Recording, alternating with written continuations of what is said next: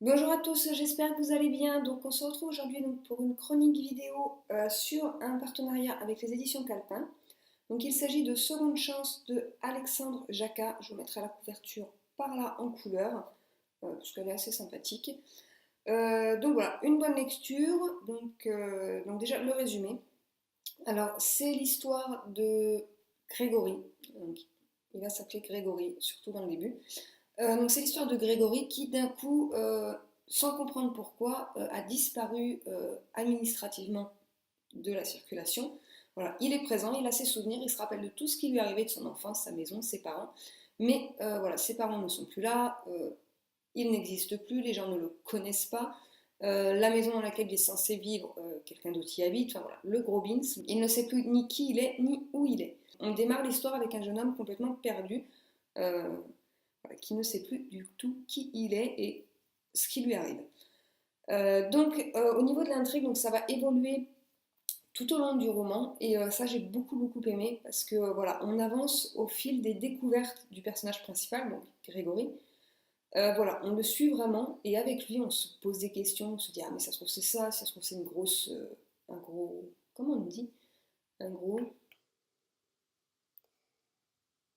un gros canular. On se dit si ça se trouve c'est un gros canular. Enfin voilà, on cherche avec lui, on ne comprend pas trop et à chaque fois on a des petites touches à droite à gauche qui nous font découvrir un petit peu plus sur ce qui est arrivé finalement à Grégory.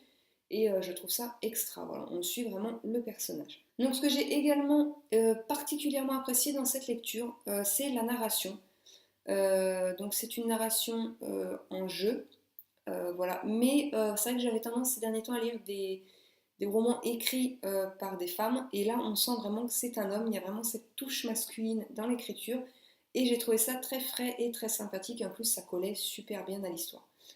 Voilà, le style est quasiment irréprochable, alors c'est pas souvent que je le dis, mais là c'est vrai que j'ai rien à reprocher au style, il est quasiment irréprochable. J'ai pas tiqué sur des mots, pas de répétition, les termes sont bien ajustés à la phrase, enfin, voilà, tout est vraiment impeccable. Donc bravo à l'auteur déjà pour cette performance parce que c'est vraiment un style quasi parfait. Les choses donc s'enchaînent bien.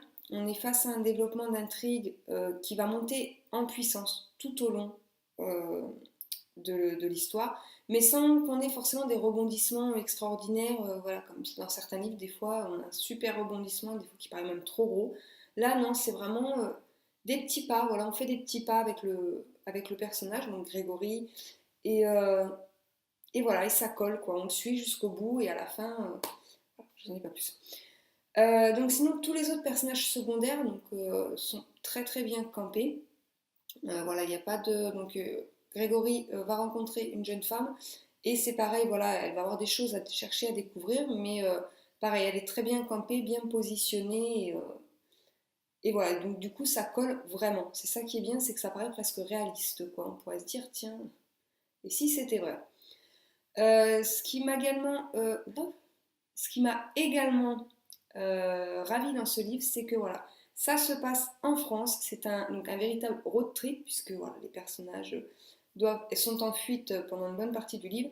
Et franchement, ça change des road trips américains parce que voilà, pour une fois, on a un auteur français qui écrit sur la France. Voilà, parce qu'il y a tellement d'auteurs français qui nous pondent des livres qui se passent sur les routes américaines. Enfin, ok, c'est super d'écrire sur l'Amérique, mais franchement, il y a un moment, en France aussi, on a un super décor. Et voilà, il faut peut-être se servir de ce qui tourne autour de nous au lieu de vouloir faire dans le cliché. Bref, là, je m'étale et donc voilà. Donc j'ai vraiment adoré voilà, que ça se passe en France et j'ai trouvé ça super. Merci à l'auteur. Donc sinon voilà, en gros vous avez compris, une super lecture. Ah oui, ce que j'ai beaucoup aimé aussi, je l'ai oublié. Vous l'aurez compris quand je vous ai résumé le livre en début de vidéo. Voilà, donc ce jeune homme ne sait plus qui il est. Et voilà, petit à petit, on va se rendre compte qu'il y a une histoire d'amnésie. Et ça, l'auteur l'a super bien manié. Voilà, il jongle avec l'amnésie. Enfin voilà, je sais pas s'il a fait des recherches avant pour pouvoir bien poser les choses, mais voilà, il s'en sort super bien de ce côté-là parce que voilà, écrire sur un personnage amnésique, c'est pas forcément évident, tout en sachant voilà, qu'il faut pas trop en dévoiler, qu'il faut toujours rester sur le fil. Et voilà, l'auteur le fait vraiment super bien, donc voilà. J'ai un tout petit point négatif. Voilà, ce sont les descriptions donc, qui étaient très bien. voilà, l'auteur décrit bien les choses, mais euh, parfois c'était trop succinct, donc du coup j'étais un peu dans le flou au niveau du décor. Voilà, c'était pas non plus un grand flou à pas savoir où j'étais, puisqu'il situe toujours l'action. Mais voilà, j'aurais aimé qu'il approfondisse un peu plus ce côté description des lieux, surtout parce que les personnages, eux, sont très très bien décrits. Voilà. Mais après, ça restait quand même bien écrit, donc ça coule tout seul. C'est juste que voilà, moi j'aime bien que les choses soient bien posées, bien décrites. Et là, ça m'a manqué un tout petit peu, mais voilà, sans plus. Donc voilà, et c'est le seul point négatif que j'ai à soulever. Donc en bref, vous l'aurez compris, une super bonne lecture, donc pas non plus un coup de cœur, voilà, parce que ça reste une histoire très simple, mais c'est super sympathique, c'est frais, voilà, en plus c'est une plume masculine, donc ça change un peu de mes lectures du moment. Et puis voilà, c'est une petite science-fiction toute simple, enfin voilà, ça va pas chercher loin, on se retrouve pas avec des extraterrestres ou je ne sais quoi. C'est vraiment une petite science-fiction très très simple, mais ça reste très frais à lire et ça fait du bien, ça nous sort un peu de nos grosses lectures du moment et voilà, et j'ai beaucoup aimé, donc merci à Alexandre Jacquin de m'avoir fait passer un bon moment en compagnie de Grégory. Et merci aux éditions Calpin voilà, pour cet envoi parce que voilà, j'avais pas trop aimé le premier envoi, donc Éclat Nocturne, mais voilà, celui-là, j'ai vraiment apprécié, et, donc merci beaucoup.